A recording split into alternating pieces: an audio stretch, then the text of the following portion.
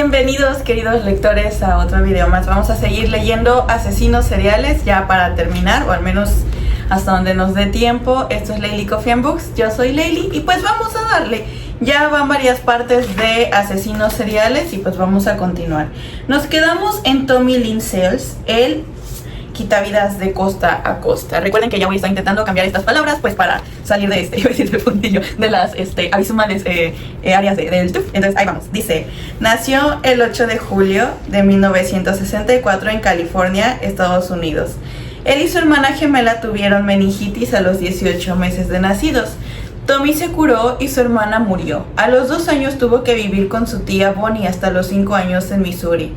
A los 7 el niño tomaba bebidas embriagantes con su abuelo. A los 8 años fue abusado varias veces por un pederasta de nombre Willis Clark.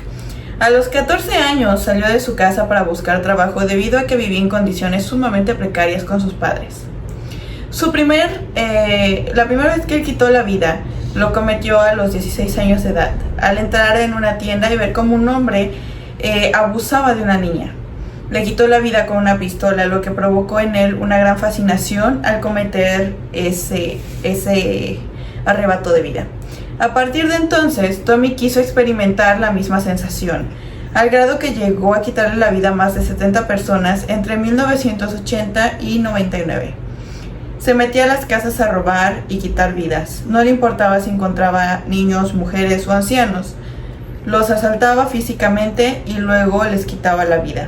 Lo que más le gustaba era quitar la vida con objetos punzocortantes. Le encantaba ver cómo escurría pues la sangre del cuerpo. Era como una droga para él. Otras ocasiones usaba martillos o lo que tuviera a la mano. No gustaba mucho de pistolas por considerarlas peligrosas. El día que lo arrestaron fue porque se metió a una casa en donde encontró a 2 niñas de 13 años que estaban durmiendo. Primero atacó a una de ellas y le quitó la vida. Cuando la otra niña quiso escapar, la hirió y ella fingió su huida de este mundo. Le había hecho una herida en la garganta. Tommy salió y la chica, como pudo, escapó de la habitación. Salió de ese lugar y lo denunció con la policía como a 2 kilómetros de su casa. La policía lo capturó. El quitavidas había estado viajando durante 2 años por muchos lugares de Estados Unidos para quitar la vida indistintamente a personas débiles. Su maldad no tenía límites. Su lema era: es necesario quitar vidas porque los no vivos no delatan a nadie. Al preguntarle por qué lo habían detenido, explicó: mi error fue dejar a una víctima viva. La carrera de este quitavidas serial terminó cuando lo recluyeron en una cárcel de por vida. Es importante destacar que Tommy jamás mostró ningún tipo de arrepentimiento por sus crímenes. Era un tipo espaciodico, cruel y arriesgado. Sabía que había obrado mal, pero en su mente enferma solo había odio. Ahora se encuentra en el corredor de la muerte de Texas. Andrew Philip Cunanan nació el 31 de agosto del 69 en Miami, Estados Unidos. Fue el menor de 4 hermanos. Su padre, Modesto Cunanan, inmigrante de Filipinas. Su madre, Mary Ann Silisi, inmigrante italiana. Silashi, entonces. Esta mujer era extremadamente católica y depresiva. Su esposo era muy estricto, autoritario y severo. Una vez que nació Andrew, la madre lo tuvo que dejar al cuidado del médico porque tenía depresión posparto. Andrew desde pequeño dio muestras de tener una inteligencia por arriba de lo normal, de 150. De hecho, sus padres comentaron de que antes de cumplir 6 ya había leído la Biblia. Era un niño consentido, narcisista y egoespaciocéntrico. A pesar de que su familia no era rica, con muchos sacrificios lo metieron a un colegio privado de California, en donde empezó a interesarse por lo material, el lujo y el dinero. Soñaba con llevar una vida similar a la de sus compañeros de escuela que provenían de familias adineradas, y le molestaba mucho que su familia pues viviera con restricciones económicas. En la preparatoria hizo alarde de ser homosexual, sin embargo, ante sus padres lo ocultaba. En realidad temía decepcionar a su mamá, quien era muy conservadora y religiosa. Andrew no pudo ocultar su homosexualidad por mucho tiempo, y cuando su madre se enteró, se sintió horrorizada y empezó a rechazarlo. Una vez que el joven ingresó a la universidad en San Diego, decidió hacer de lado sus estudios para vender su cuerpo y ser el acompañante de hombres famosos, maduros y adinerados. Ello le permitió vestirse muy bien y vivir con muchos lujos. En el 96 empezó a consumir cosas que no debía, hasta quedar en la ruina por su adicción. Después se despidió de sus amigos y se fue a vivir a Minneapolis, en donde se inició como quitavidas serial. El 27 de abril del 97 se fue al departamento del arquitecto David Matson.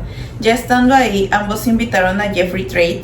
Los vecinos escucharon mucho ruido y a los 2 días lo encontraron sin vida porque Andrew le había propinado varios golpes en la cabeza.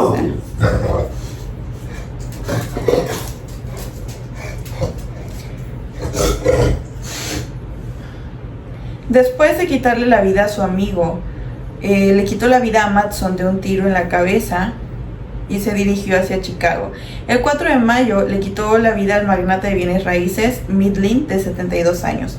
Le robó dinero y el auto. De Chicago se fue a New Jersey, donde le quitó la vida a William Bryce, quien se desempeñaba como cuidador del cementerio de ese lugar. Posteriormente vivió en Miami y se hospedó en el hotel Normandy Plaza el 14 de julio del mismo año. Cunanan esperaba al diseñador Gianni Versace a las puertas de su mansión. En cuanto lo vio aproximarse, le quitó la vida sorpresivamente y sin ninguna consideración. Cuando llegaba de caminar al lado de su pareja, la noticia dio la vuelta al mundo. Cunanan huyó y a los 6 días lo encontraron en una marina. Estaba en un barco muerto, se había dado un tiro en la cabeza. Los investigadores pensaron que este joven se había quitado la vida y que quizá había querido vengarse quitándole la vida a algunas personas por haber contraído SIDA, pero este hecho jamás se comprobó. Y ahí termina esa historia. Ahora vamos con Alexander Pichushkin, no lo estoy pronunciando bien, pero les voy a poner los nombres por acá como siempre. Y le decían el asesino del martillo o del ajedrez. Esta persona nació el 9 de abril del 74 en Mytichi, no lo sé pronunciar, lugar próximo a Moscú, Rusia. Su padre abandonó a su mamá, Natalia, cuando él era un bebé, por lo que creció al lado de su abuelo, a quien quiso muchísimo. A la edad de 4 años, Alexander se cayó de un columpio y se golpeó la cabeza. Esto motivó que lo internaran y durante un tiempo convivió con niños discapacitados. Al regresar a su casa, era un niño solitario. Su abuelo murió y Alexander sufrió una fuerte depresión. Para ayudarle a salir de ella, la madre le compró un perro y el niño olvidó un poco esa pérdida.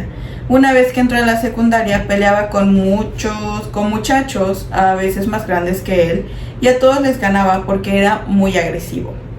En el 91 se enamoró de una jovencita de 17 años de nombre Olga, pero al poco tiempo ya lo dejó por un joven de nombre Sergei, quien tenía 20 años, lo que provocó en él mucho enojo. En el 92, debido a que le gustaba a otra chica y un compañero la pretendía, Alexander se convirtió en un homi-espaciocida al arrojarlo desde lo alto de un edificio de su escuela. En sus declaraciones dijo que el muchacho se había resbalado. Al poco tiempo también Sergei apareció muerto en su departamento. En ambos casos no se le pudo culpar porque la policía no encontró evidencias suficientes para hacerlo. Así se iba perfeccionando este quitavidas hasta convertirse en el terror de los moscovitas. De pronto empezaron a aparecer cuerpos sin vida en un parque. Alexander quitaba vida indistintivamente a indigentes, mujeres y compañeros de trabajo. Los invitaba a beber y ya que sus big espaciotimas estaban completamente con alcohol, las amarraba y les propinaba golpes en la cabeza con un martillo. A veces les decía que lo acompañaran en su dolor ante la supuesta pérdida de su perro, un animal que jamás existió. La policía estaba concentrada en encontrar al asesino serial, pero no daba con él. En una ocasión invitó a una mujer a su departamento y ésta le dejó una nota a su hijo con el teléfono de Alexander por si requería algo. Debido a que apareció sin vida, la policía fue al departamento de Alexander. Al llegar a ese lugar el 16 de junio del 2006, los investigadores encontraron un tablero de ajedrez en el que iba tapando los casilleros de las 61 casillas. Ya había tapado 49 y correspondían a cada persona que pues se habían encontrado sin vida. El 10 de septiembre del 2007 se inició el juicio en su contra y en ese momento declaró: aún no se resuelven con algunas conductas relacionadas conmigo. No voy a manifestar si soy culpable o no, y me reservo el derecho a declararlo. Yo me sentí como el padre o el protector de esas, esperen un segundo, personas. Les abrí la puerta al otro mundo. En realidad, no le quité la vida a 49, sino a 61. Considero que una vida sin cometer homicidios es para mí como una existencia falta de alimento. Este día salvaron la vida de muchas personas al capturarme, porque de no ser así jamás me hubieran detenido. También declaró que el día que se inició como quitavida serial fue como conocer el primer amor inolvidable. Aseguró sentir mucho placer físico mientras veía cómo sus víctimas perdían su vida poco a poco y que le fascinaba el sonido de los cráneos cuando se abrían, cuando él utilizaba un martillo, un tubo o una botella para golpearlos. Para él fue una pena que lo hubieran capturado porque deseaba que lo recordaran como el asesino serial más terrible del mundo. Fue así como el asesino del ajedrez lo condenaron a cadena perpetua en el mes de octubre del 2007, en tanto se decide la pena capital en Rusia.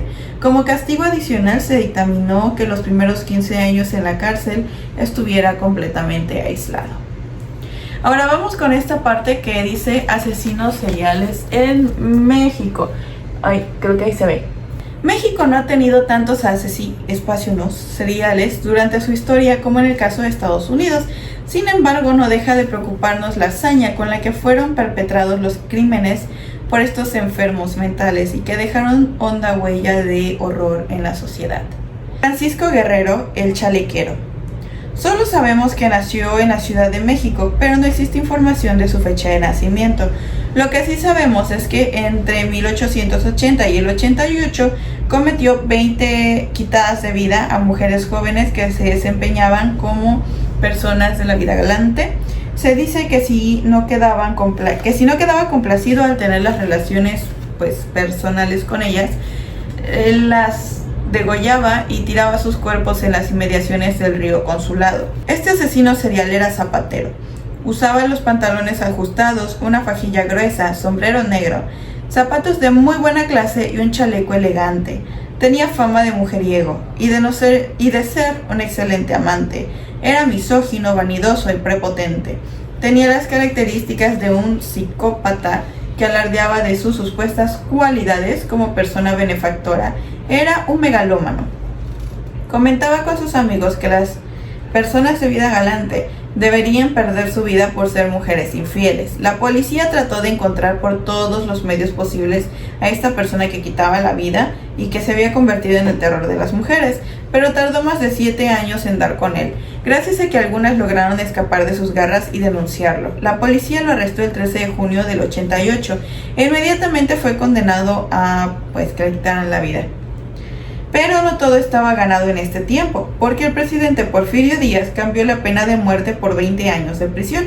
Francisco Guerrero estuvo recluido en la famosa prisión de San Juan de Ulúa, y aún no se saben las causas por las que este asesino no cumplió la condena y fue puesto en libertad en 1904.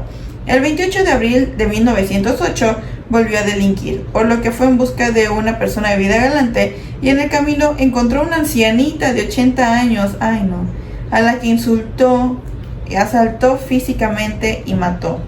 Como era su costumbre, tiró su cuerpo en el río Consulado. El chalequero se quedó en ese lugar con las manos ensangrentadas y la mirada perdida hasta que llegó la policía y lo trasladó a la legendaria cárcel de Luckenberry, que probablemente lo dije mal, perdón. En ese lugar fue sentenciado a que le quitaran la vida, pero antes de la fecha de su ejecución se enfermó de tuberculosis y murió en noviembre de 1910, tramposo el hijo de la chingada. Pero bueno, vamos a seguir con Gregorio Cárdenas, el estrangulador de Tacuba. Esta persona nació en la Ciudad de México en 1915. Empezó su carrera criminal a los 27 años, la cual se extendió hasta 15 años. Sus bestiales acciones llenaron de terror todo México. Goyo tenía un coeficiente intelectual por arriba de lo normal Era muy inteligente y se destacó siempre en sus estudios, obteniendo los más altos promedios.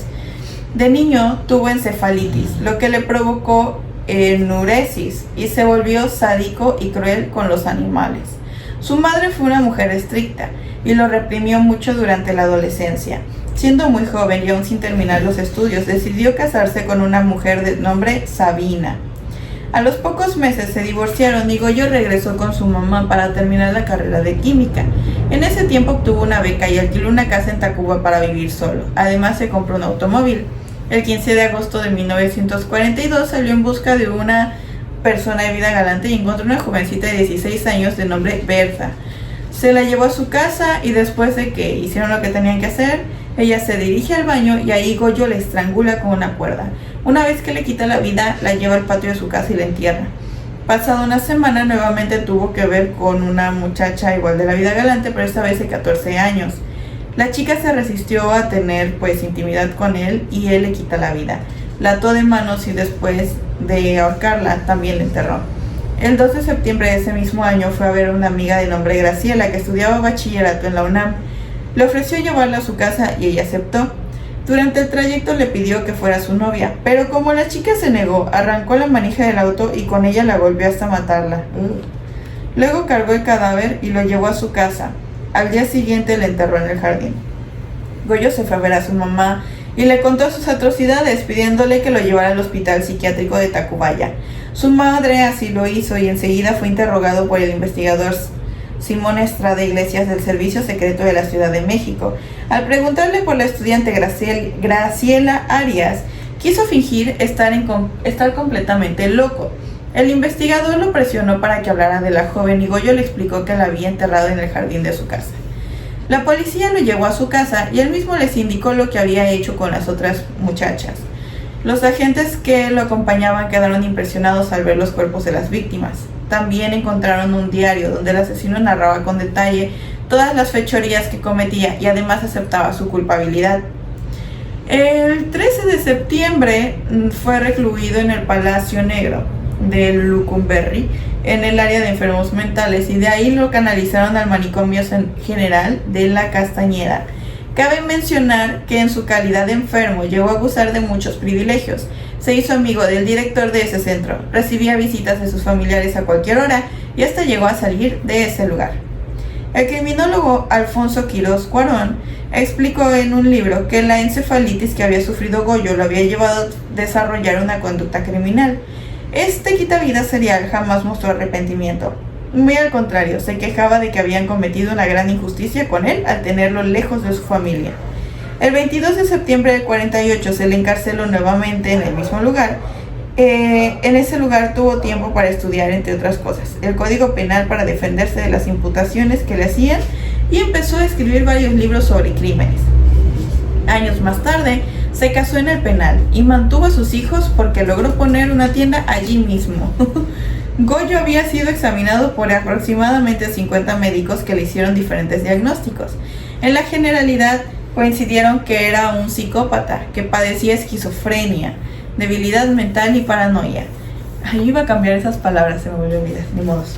En el 1976, el presidente Luis Echeverría, al enterarse de su caso, manifestó que Goyo era todo un personaje. Y el 8 de septiembre del mismo año quedó en libertad. Después fue invitado a la Cámara de Diputados y todos le aplaudieron por ser un buen ejemplo de rehabilitación. El 2 de noviembre de 1999, después de llevar una vida tranquila a la de su familia, al fin se fue del mundo. Ahora vamos a ver Ángel Maturino Reséndiz. Leoncio Reyes Reséndiz, el asesino de las vías del tren. El 1 de agosto del 59, en Izúcar de Matamoros, México, de niño. Nació el 1 de agosto y ya, la información que les di. De niño no vivió con su mamá mucho tiempo. Su familia era muy pobre y carecía además de valores morales fundamentales que todo ser humano debe tener. A esa edad lo asaltaron físicamente. Ante las carencias de su familia, a los 16 años tuvo la necesidad de cruzar la frontera para trabajar en Estados Unidos. La gente que lo trató decía que era un joven callado, agresivo, perturbado mentalmente y no era digno de confianza. Tenía un aspecto desagradable. Esta persona tenía por costumbre viajar en el tren por la ruta México-Estados Unidos entre 1997 y 99. Cometió varios crímenes en Estados Unidos, en especial Texas, Illinois y Kentucky. Maturino, este güey, se metía a las casas cercanas a las vías del tren y si veía alguna mujer sola, le robaba sus pertenencias. Algunas de ellas las asaltó físicamente antes de quitarles la vida. Las armas que utilizaban eran herramientas como martillos, piedras, cuchillos, cuerdas o palos. Una vez que les quitaba la vida, dejaba sus cuerpos en las proximidades de las vías del tren. La policía tardó mucho tiempo en capturarlo, pero no fue una empresa fácil, a pesar de que era un quitavidas desorganizado, no muy inteligente. Después de seguir varias pistas, lo capturaron en la frontera de Ciudad Juárez, cuando iba a El Paso, Texas. En ese lugar tenía familiares a los que daba joyas y dinero obtenidos de sus robos. Una vez que estuvo en Texas, fue juzgado y sentenciado a la pena capital, la cual se cumplió en la aplicación de la inyección letal el 27 de junio del 2006, a la edad de 46 años. Ahora, sorry si voy un poquito rápido, pero sí me gustaría terminar este video en esta lectura y no posponerlo para después, porque ya casi me tengo que ir. Vamos con José Luis Calva Cepeda, como yo, Cepeda, el caníbal de Guerrero. Nació el 20 de junio del 69 en la Ciudad de México. Su padre fue Esteban Calva Telles y su madre Elia Cepeda Camarena, quienes llevaban una vida agradable en la colonia del Valle. Cuando José Luis tenía 2 años, su padre murió. Su madre estaba muy ocupada tratando de acostumbrarse a la vida sin su pareja y cuidando a sus hijos precariamente, por lo que José Luis iba creciendo en soledad y con el rechazo de los niños que vivían cerca de su casa. A los 7 años fue asaltado físicamente por un amigo de su hermano. A los 16 decidió salirse de su casa para vivir en la calle, consumir sustancias que no debía y vender su cuerpo. Era bisexual. Cuando terminó sus estudios de prepa se casó, pero a los 7 años de esa relación se divorció. Algún tiempo vivió de escribir poemas y cuentos que vendía en la calle. Después publicó libros, le fascinaba el mundo de las letras. Tenía por costumbre consumir cosas que no debía y practicaba la brujería. De pronto en la colonia Guerrero empezaron a aparecer cadáveres de mujeres destazadas. La policía buscaba afanosamente pistas para dar con esta persona. José Luis Calva estaba muy enamorado de Alejandra Galeana Garavito, de 32 años, y por algún motivo empezaron a tener problemas como pareja. Esta mujer vivía con su madre, a quien no le gustaba la relación de su hija con el poeta. El 30 de abril del 2004, Alejandra no llegó a su casa y su madre la reportó ante las autoridades como desaparecida. Temía lo peor. La policía fue al departamento de Calva, pues deseaba que le explicara qué sabía de ella. En cuanto José Luis los vio, se arrojó por una ventana y tuvieron que trasladarlo al hospital de Joco, con una fractura en el cráneo. Mientras tanto, la policía entró a su departamento y, para su sorpresa, descubrió el cuerpo de la novia destazado. De acuerdo a las confesiones de Calva, aceptó haberle quitado la vida a su novia. También explicó que anteriormente había sostenido una relación con una mujer de nombre Verónica Martínez y que un día de tantos le había quitado la vida y que su cadáver, también hecho cachitos, le había llevado a los basureros de Chimalhuacán, Estado de México. Otra vez que quitó la vida que aceptó fue el de una muchacha de vida galante, pero con relación a los demás cuerpos destazados encontrados en la colonia Guerrero, dijo que no tenía nada que ver. O sea, este sí, pero esos no son míos. En cuanto lo entrevistaron en el hospital de Joco, le dijo una criminóloga que lo mejor había sido que lo detuvieran, porque de esa manera ya no iba a causar más daños y que deseaba terminar con ese infierno. El 24 de octubre se le trasladó al reclusorio norte. Cuando el juez le preguntó si tenía algo que declarar, dijo: no puedo coordinar bien mis ideas, pero soy católico, escritor y me considero un monstruo.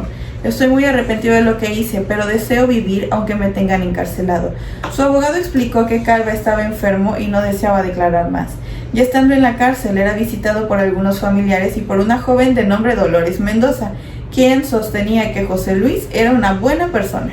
El día 11 de diciembre de 2007, este señor amaneció ahorcado en su celda. Entre sus notas había una muy especial en la que pedía perdón a su mamá. Estoy resuelto a irme, intenté perderme en el falso camino y me hundí más. Perdón. Ahora vamos con la Mataviejitas o Juana Barraza. Esta señora nace en la ciudad de Puebla, en México, 1954. Se inicia como quitavidas serial a principios de los 90 y es capturada por la policía tras una ardua búsqueda. Después de que aparecieron varios cuerpos de ancianas muertas, esta mujer había sembrado el terror en la capital porque se le atribuía la muerte de 46 personas de la tercera edad.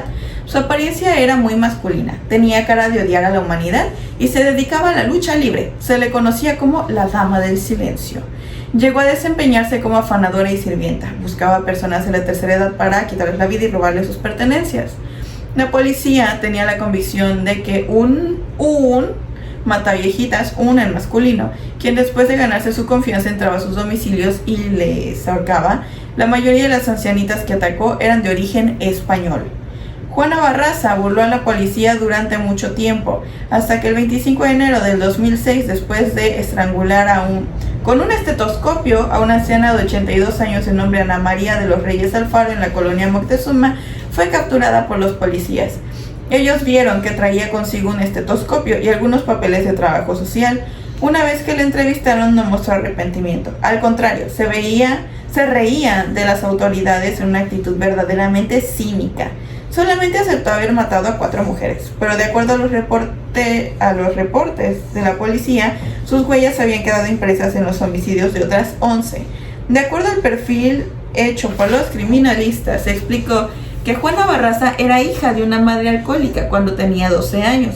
Su madre permitió que 3 hombres sostuvieran relaciones físicas con ella a cambio de que le dieran unas cervezas.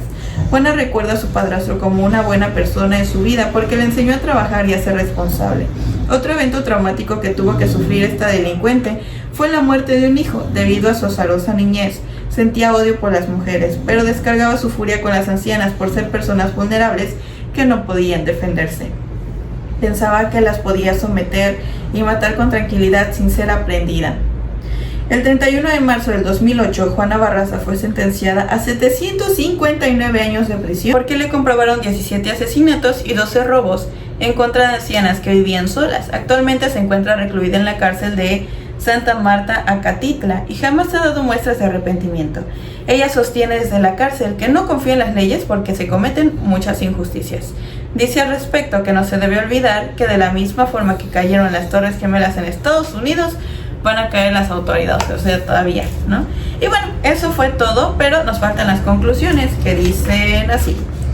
El tema de los asesinos seriales siempre va a ser controvertido, pero va a estar presente por mucho tiempo y dará más que hablar si no se pone atención a ciertas conductas antisociales. Casi todos los asesinos tuvieron problemas severos en la infancia y no fueron atendidos correctamente por sus papás cuando había algunos indicios de que algo andaba mal en ellos. A continuación escribimos el razonamiento científico del psiquiatra Alejandro Musquiz Valdés sobre el patético proceder de estos individuos. Al respecto señala: el armónico funcionamiento de todos y cada uno de los órganos y sistemas del cuerpo en constante interacción con los estímulos que recibe tanto de la naturaleza como de los complicados eslabones de la cadena social definen la salud integral. Si este equilibrio se desajusta y desadapta, la enfermedad y el sufrimiento se hacen presentes. Por ello es importante cuidar la armonía entre mente, cuerpo y sociedad. La inteligencia y el conocimiento son las mejores armas para rechazar y destruir esos furtivos fantasmas que nos asolan. Todas las instancias que regulan el tejido biopsicosocial deben responsable y afanosamente trabajar para crear condiciones propicias de un desarrollo humano integral a fin de tener salud, paz y felicidad. A mejor salud mental, mejor salud física y social. Y bueno, dice, si entendemos estas palabras no habrá mucho que decir. Y fin de asesinos seriales. Lo logramos antes de que me fuera a dar clases, yay, y eso pues súper. Quiero enseñarles mi camisa porque está bien bonita, vean nada más qué chulada de diseño. Y bueno, eso fue todo por hoy. Ya están disponibles otra vez las libretitas en Amazon, ya las pueden ir a comprar. Yo os voy a pedir la mía para enseñarles pues enseñárselas por acá y que pues se les antojen. Y el siguiente libro que vamos a estar leyendo es este. La próxima semana les voy a enseñar unas reseñas que he estado preparando, tanto de unas series que he visto como de unos libros que he estado leyendo, incluyendo esta reseña y la de Leyendas de Orizaba, que a lo mejor los reseño juntos, pero la próxima lectura después de tanta reseñancia va a ser esta. Les agradezco mucho que hayan escuchado toda esta lectura. Una disculpa porque ahora sí fue una sesión bastante rápida y pero lo logramos, terminamos y pues ya me voy a trabajar. Un abrazo bien grandote, cuídense mucho, lean mucho. Sigan el mini blog de lectura que les voy a estar poniendo en Reels, que también está en TikTok y en mis estados de Instagram, porque me gusta mucho hablar de libros. Y bueno, seguimos trabajando en otras cosas. Muchas gracias, suscríbanse, den like y todo eso. Los quiero mucho y nos vemos para la próxima lectura, que va a ser esta, Vampiros. Bye. Leyendo asesinos seriales.